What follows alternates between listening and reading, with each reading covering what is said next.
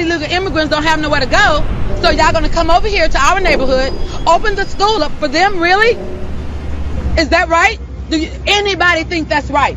In the inner cities where we are suffering, my children cannot play outside. I cannot take my trash out without locking the door. It's awful. Who is going to give us anything? Where can I get asylum? Where can I get refugee status? I don't know what I can do. The sleeping giant issue of this campaign is immigration. The economy is tied up with immigration. The new Reuters Ipsos poll came out this morning, 31% for Trump. And where's Ben Carson? Ben Carson is second at 18%. Rubio and Bush tied for third at 10%. Joining us now, and I'm delighted she's with us, Shirley Husar. Drew and I ran into Shirley at the Republican debate at the Reagan Library. She's a political strategist. She is, now I love this title, she is an urban conservative freelance writer.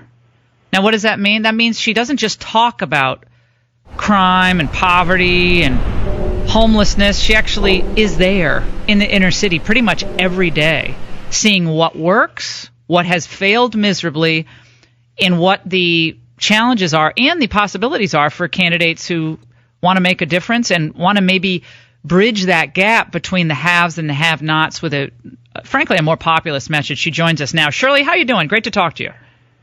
Well, I'm doing really, really well. Thank you, Laura, for having me on your show. Boy, breakfast, lunch, and dinner. Yum, yum, yum. Definitely. Breakfast, lunch, and dinner. Yum, yum, yum. Right. Well, don't you think old Schumer saw poor old Marco Rubio come into that room and said, man, this is like taking candy from a baby?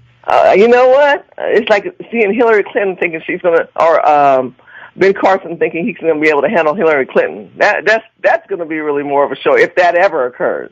If that ever occurs. Well, let's talk about a couple. We're going to talk about a couple of issues with you because you're on the ground on a regular, if not daily, basis in some of the really tough areas in Los Angeles County, and you told Drew and me a frankly harrowing story about what's happened with the illegal immigration coming into California, specifically in the area of your focus, which is the LA County area. Just paint the picture for us, if you would, without embellishment, and you don't have to embellish, just the facts on what you see on a daily basis on the ground there. Well, I think there's this misnomer of understanding what a conservative Republican's plight is, because they think we're anti-immigration, they think we're anti-Latino, and all these numerous rumors are just farce. Because the truth of the matter is we in California are probably the most open immigrated state that there ever is, but this is the problem.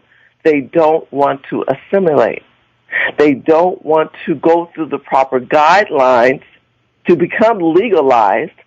And what even makes it work is the leadership in this state, from the governor to the local senators and assemblymen, are supporting antics that are anti-constitutional. So we have a mixed bag of tricks when you live in this state. And you sit back and say, am I in America or am I in Mexico? And when you say things like that, you are discriminating. When you say things like that, you are offensive. You are the illegal alien in America. And that is very, very, very sad. We see this on a daily basis. There's over 13,000 people that fall into homelessness in California. But you think that's illegal immigrants? No, those are American people. American veterans, a matter of fact, are falling more and more into homelessness in this state.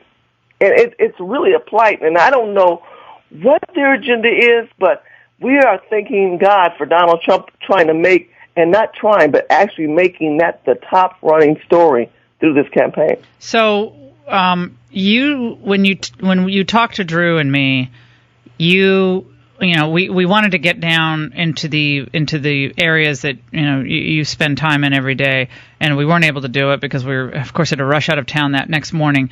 But tell us, for people who don't who don't know what it looks like and what it feels like on the ground in Los Angeles, not in the fancy areas, but where homelessness and illegal immigration collide. Tell us about it. If you come to Los Angeles, this area is to come to. There's areas called MacArthur Park. MacArthur Park. And you go over off of 7th Street in MacArthur Park near Echo Park area, and you will feel like you're in Little El Salvador. And I say that because they do a lot of selling on the sidewalk. There's a lot of transit trash on the sidewalk. The streets are extremely filthy. If you could imagine going to some of the most poorest poverty areas of the country, when people drive through those areas, that's exactly what they do. You don't stop. You drive through. Downtown LA was becoming this before Live, Work, Play and the developers took over, and they pushed that out. There's still a large, strong Latino base there, but they have moved over into that area. If you go downtown, we used to be 5th in town, you go to San Pedro, and you go down to 5th and San Pedro, 4th and San Pedro, you'll see American homeless veterans being put out because they have no place to go, and you also see illegal immigrants coming here, thinking that we are the golden pie, and they have no place to go. It's really interesting. You go to these areas, they're all in Spanish. Certain areas, there's hardly nothing on the walls that are in English. It's a combination of a mixed bag of tricks. You walk through these restaurants, you go through stores, like let's say you decide to go to McDonald's. You'll walk into McDonald's, and I'm not discriminating. I'm just giving you facts. I'm telling you, give you facts. You go to McDonald's to have a hamburger. I want a hamburger. ¿Habla español? No, don't speak English. You speak English? Yes, no. You got to speak Spanish in those places, Shirley. You got to speak. No, habla inglés.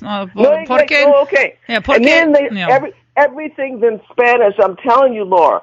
They're talking your order in Spanish. They want you to speak Spanish to them, and you don't know if they're going to spit in your food because they are like anti-America, anti-assimilation. And so it's frightening. It's frightening to see how they are benefiting from our systems, but their environment is taking over. And Shirley, let's talk about the possibility that may exist for writing this cultural, this is cultural carnage in the United States. How can we turn this around? And you think about a message that could resonate in the inner city beyond, not in the inner city, in these poorer areas where there are working class African Americans, working class whites, working class Hispanics who are legally in the United States who don't like this. They call into the show. They are infuriated about this. Because it's all coming out. Hold on. So the message needs to be, in my view, we are going to make your life better. Government is going to start working for the people who want to work, to follow the rule of law, and it means the average worker, the average American of all races and backgrounds and wherever you come from, doesn't matter. But as long as you are an American citizen or legally in this country, this government's going to work for you. The Democrats want to give you free stuff, and then you're going to be dependent on them. But we're going to actually give you the tools to be the best that you can be, and we're not going to cater to people who are lawbreakers. I think that is a winner in the African-American community. And Republicans, for the life of me, I don't know why they don't do it. I think that's a killer winner of what you're saying. But this is the reality. The reality is that Jerry Brown is taking this state, and he's making it more and more of a third world country. He's giving them more rights. They have the right now to get a driver's license. Our transit highways are inundated with people driving who should not be driving, who are here illegally. That also gives them the right to possibly vote. And so the word of the street is they're making it so that if they can vote, they can tip the vote and have it more towards their side. What happens when they vote? That's really the ultimate truth. Yeah, what happens when they vote? What happens when they start voting and they say, something, we're not doing this? They're already trying to register to vote right now. Listen, let me tell you about Huntington Park. Huntington Park, please keep following this story. There's a team of people on the ground really fighting for this. There's a team of people. There's 2 illegal immigrants that have now been appointed commission positions in Huntington Park, California. They're here illegally. People were outraged in the city. But you know what? The city council board, they were all Spanish, and part of them are illegal.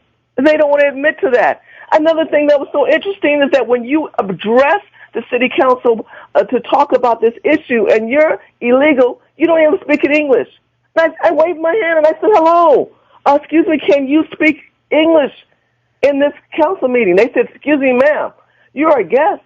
No, I'm part of the community. Well, then put a headset on, because the headset will translate to you in English at a public American city council state forum in the city of Los Angeles, Huntington Park.